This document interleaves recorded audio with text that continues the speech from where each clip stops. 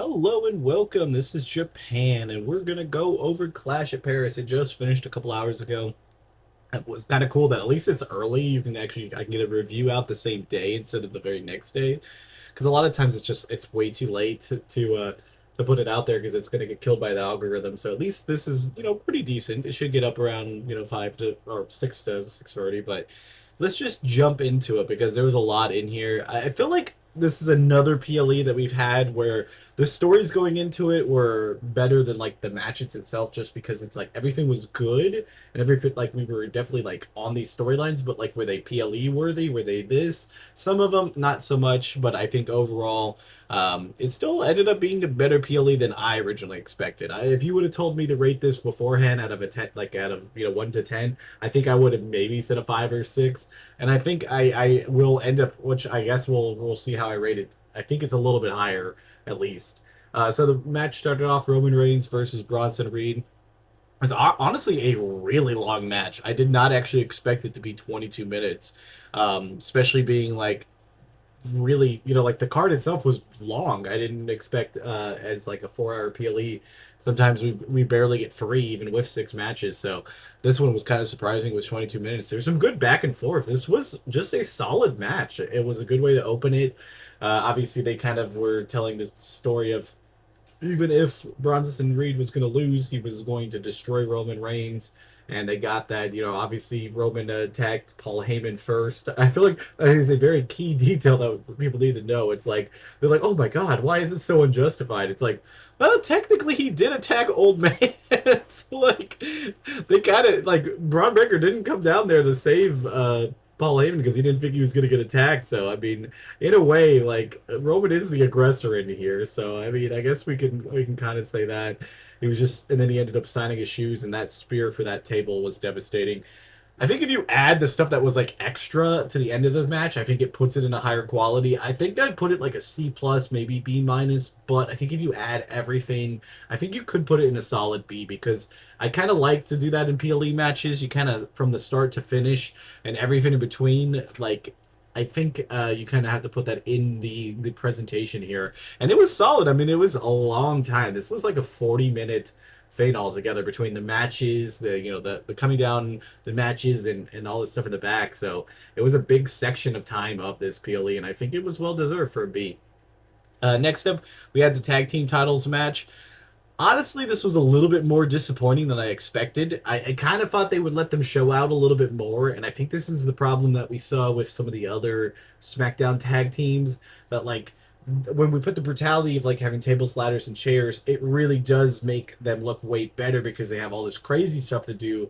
But then when you just have it draw down, if it's just a single 1v1 or like one team versus one team, there's only so much they can do. Obviously, the Street Profits, like with especially Montez Ford, did amazing stuff in there. But Joe Gacy and Dexter Loomis, they're good, but they're not like going to be one of those like groundbreaking, you know, amazing matches that we're going to be like talking about for weeks. I thought it was still solid. I'm glad that it got to be put on this card. We don't get to see the tag teams defended, titles defended that much on card, so it was a nice added thing, but.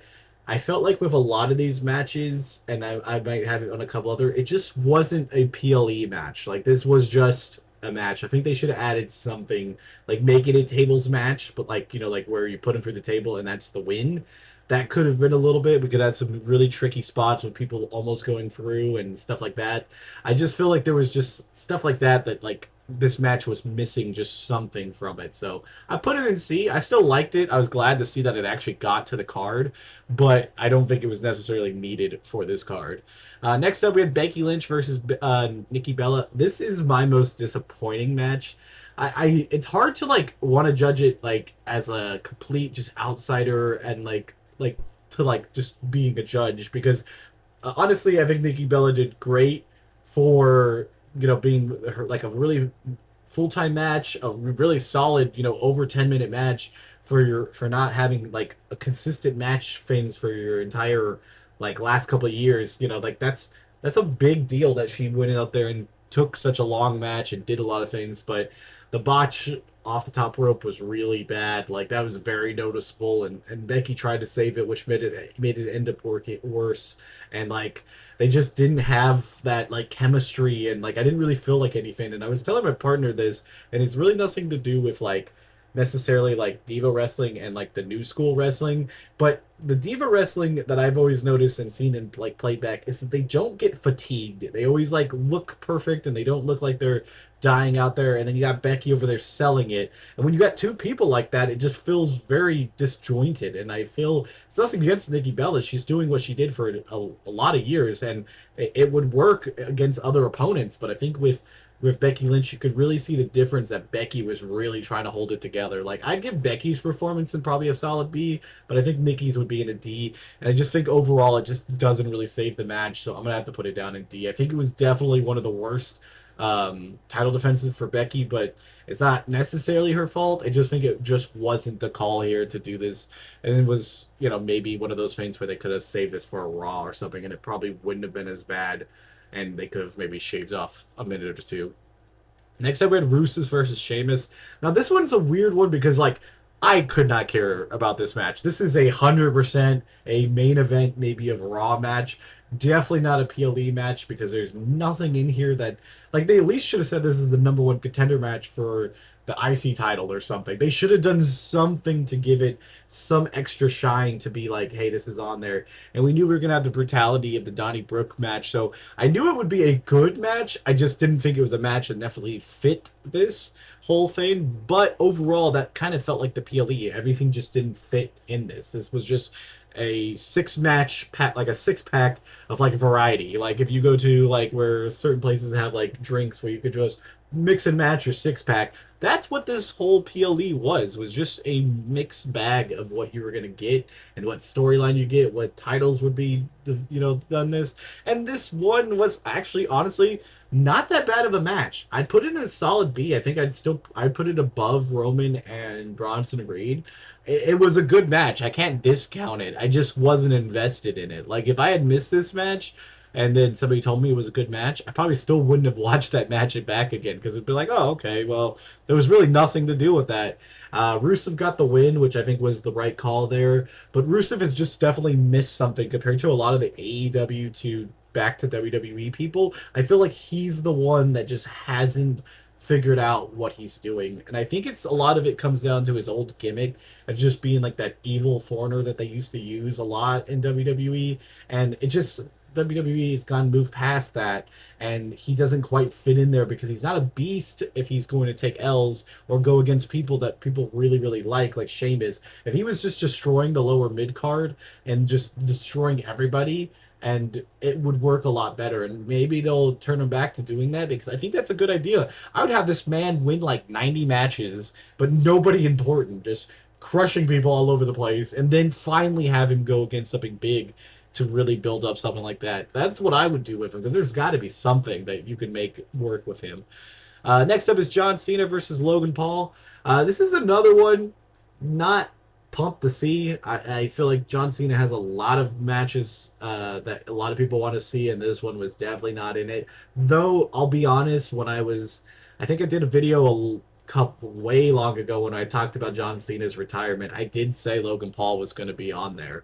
I think they have enough invested in Logan Paul and enough time and energy into him, and he's around semi-regularly that he was going to get a match no matter what.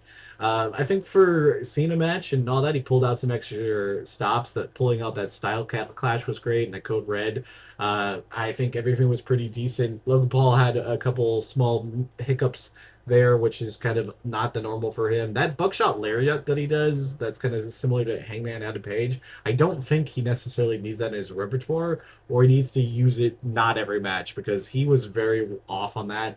And then even his pulverizer thing that he does, he hit Cena in the stomach instead of the face, and it just some of those things were a little off. I mean, obviously there was a lot of pressure on him outside for all this stuff. I mean, he has a pressure in general with when he comes out there, but it definitely felt like an extra set because he was taking a match and a spot away from somebody that a lot of people were waiting for dream matches. Again, I'd probably put this in B. I think it's towards the low end of the B. I think how I have it rated right there, best to worst, I think is kind of where it is.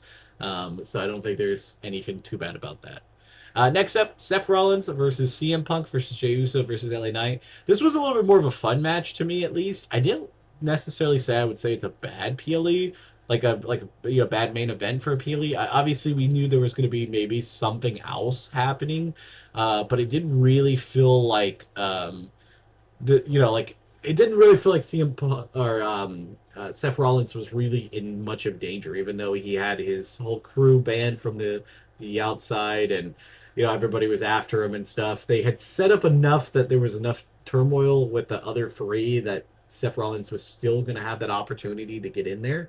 I do think this match ends up being also in the B range. I think I'd put it maybe above all of them just for the storyline that brought us in here and a lot of the other stuff. I don't honestly think I hated anything. And then we obviously had the fourth person, I would have to say person and not man, that goes into the group is the man, Becky Lynch. This was a dream to have. I remember my first video I did, like, who was going to be, the in Seth Rollins' faction. Becky Lynch was the dream person in there because obviously they're married, so that's fun that when they actually get to work together. And having Becky Lynch be the first Paul Heyman girl is also pretty sick.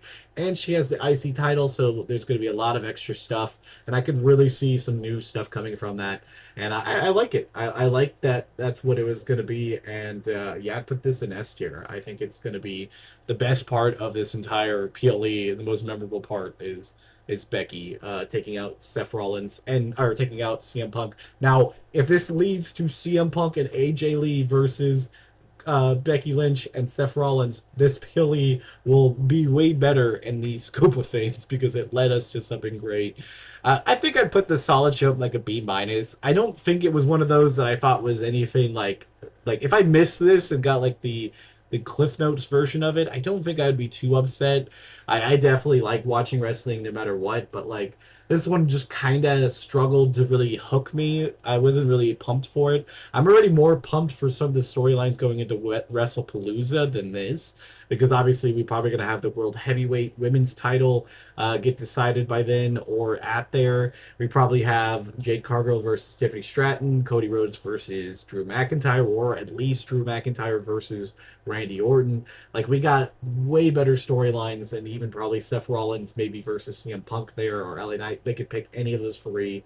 There's just a lot that they've decided to do that I think WrestlePalooza is going to be way better. Brock Lesnar versus John Cena maybe.